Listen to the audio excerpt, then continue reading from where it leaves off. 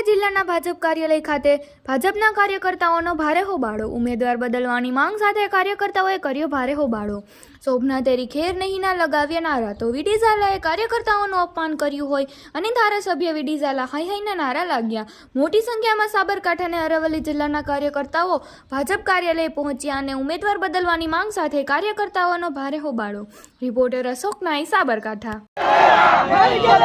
कांग्रेस उम्मीदवार नहीं चलेगा, नहीं चलेगा। कांग्रेस उम्मीदवार नहीं चलेगा, नहीं चलेगा। मोदी तुझसे वैर नहीं, शोभना तेरी घेर नहीं। मोदी तुझसे वैर नहीं, शोभना तेरी घेर नहीं। मोदी तुझसे वैर नहीं, शोभना तेरी घेर नहीं।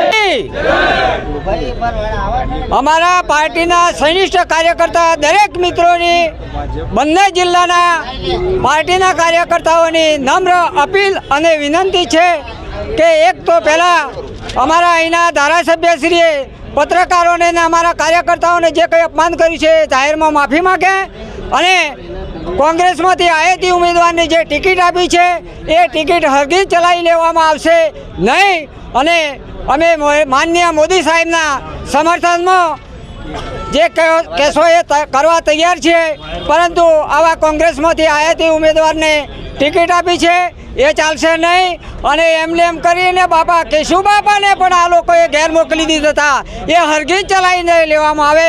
ભગવાન શ્રી રામને અમે પ્રાર્થના કરીએ કે એ દરેકનામાં સદબુદ્ધિ આપે અને અમને પુનઃ ટિકિટની વિચારણા કરી અને ફરીથી અમારા ઉમેદવારને ટિકિટ આપે એવી અમારી નમ્ર અપીલ અને વિનંતી છે। સમગ્ર બંને જિલ્લા વતીના કાર્યકર્તા મિત્રો વતી સંનિષ્ઠ કાર્યકર્તાઓ વતી અમારી નમ્ર અપીલ માન્ય મોદી સાહેબ સુધી પહોંચે એવી અમારી નમ્ર વિનંતી અને અપીલને માન્ય રાખી અમને જરૂર મદદરૂપ થશો એવી પત્રકાર મિત્રોને કહું છું અને મારા સાથી મિત્રોને પણ કહું છું કે તમે અમારા સમર્થનમાં મદદરૂપ થજો।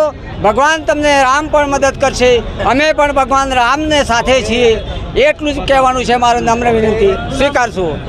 ભટ્ટ મણીલાલ ખાતુજી।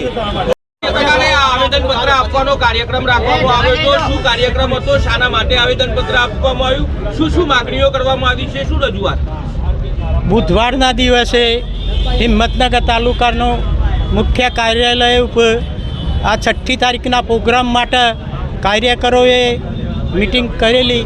એ દરમિયાન અમારા હિંમતનગરના ધારાસભ્ય શ્રી વીડી ઝાલા સાહેબ પત્રકારોને બેફામ બોલતા હું ઊભો થઈને એમને રોકવા જતો એ મારા પર ગરમ થઈ ગયેલા, બેફામ બોલેલા। એના માટે આ અરવલ્લી સાબરકાંઠાના કાર્યકરોએ મારા માટે આવેદનપત્ર આપવાનું નક્કી કર્યું અને પાર્ટીના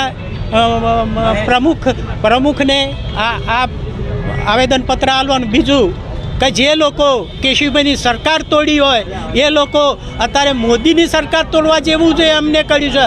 આ જુઓ કાર્યકરો કેટલા દુઃખી છે કે એને જ્યારે કેશુભાઈની સરકાર તો હજુડિયાને ખસુડિયા કર્યા હતા, અત્યારે આ એ જ પરિસ્થિતિ ઊભી થઈ છે, આખા ગુજરાતમાં એ પરિસ્થિતિ ઊભી થઈ છે।